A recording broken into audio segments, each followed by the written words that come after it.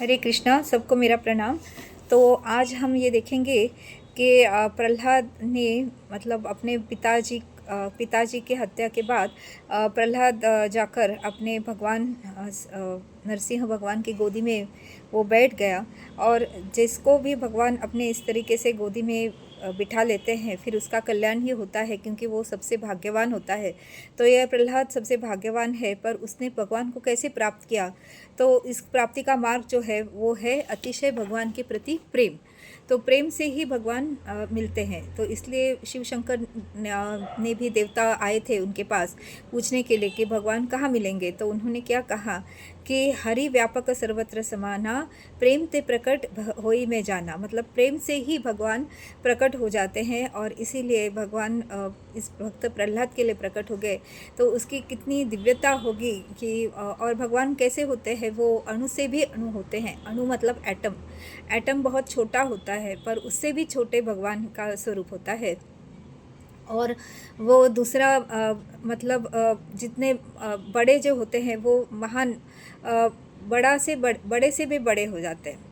मतलब उनका रूप दोनों तरीके से होता है। और वो कैसे है कि वो भय कारक है, और मतलब भय देने वाले हैं। भय का कारण है वो किसके लिए है? अभक्तों के लिए है, नास्तिकों के लिए है, और मतलब ऐसे दुष्ट लोग जो होते हैं उनके लिए वो भय कारक है, पर अपने भक्तों के लिए वो भय नाशी है। तो भक्त प्रहलाद के लिए वो कैसे है? बहुत कोमल है। वो जो अभक्त होते हैं और वो जो दुष्ट लोग होते हैं उनके लिए वो बहुत कठोर है, वज्र से भी कठोर है, और अपने भक्तों के लिए कमल से भी कोमल है। तो ऐसे वो निर्गुण भी है, वो निर्विकारी भी है, वो अगुण भी है, और मतलब वो बहुत अलग है, और वो सगुण भी है। पर सगुण कब होते हैं? जैसे वो खंबे में मतलब वो विद्यमान थे। वो खंबा कैसा था? वो पोला नहीं था, तो उसमें वो अणु के सूक्ष्म रूप से भगवान वहाँ मौजूद थे।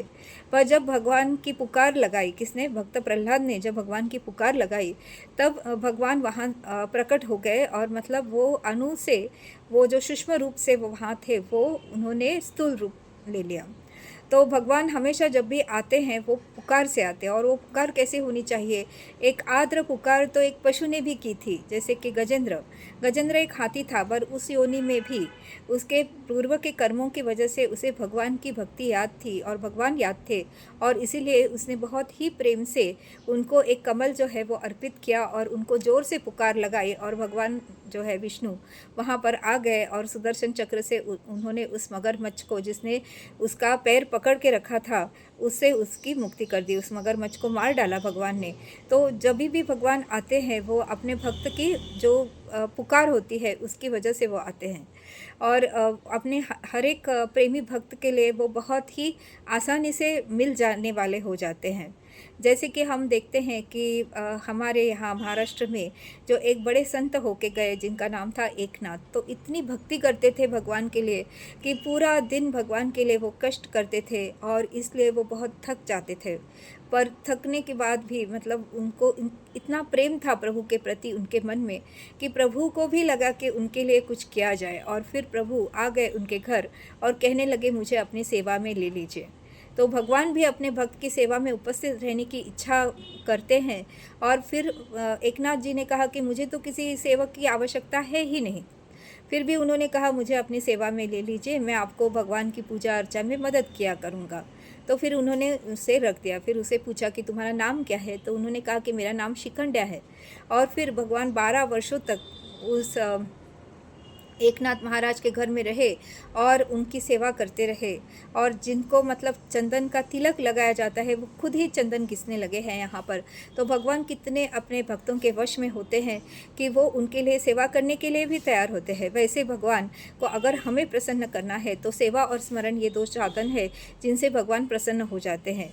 तो हमें ये जो सेवा और साधना जो करनी है वो किस तरीके से करनी है वो भी महत्वपूर्ण है कि उसको हमें प्रेम भाव से करना है।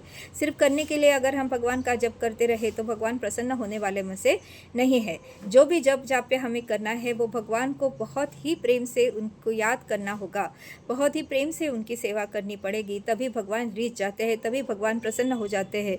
और फिर ऐसे सेवक के लिए कोई भी चीज़ मतलब असंभव सी नहीं होती है। भगवान अपने भक्त के लिए कुछ भी करने के लिए तैयार होते हैं और उसकी रक्षा हमेशा उन लोगों से करते हैं जिनसे मतलब जो दुष्ट होते हैं, जो कठोर होते हैं हृदय वाले, ऐसे लोगों से वो अपने भक्तों को बचाते हैं।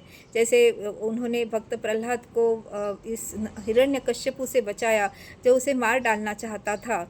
वो उसका पिता होने पर भी उसे मार डालना चाहता था क्योंकि उनको अच्छा नहीं लगता था उनके शत्रु को ये प्रहलाद भजता है।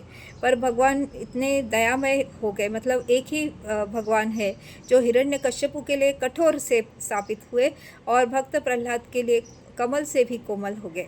तो इसलिए हमें ऐसी भक्ति करनी चाहिए प्रभु की कि जिससे प्रभु प्रसन्न हो जाए, हम पर रीझ जाए और फिर वो हमें प्रहलाद के जैसे हमारा जीवन जो है वो दिव्य हो जाता है।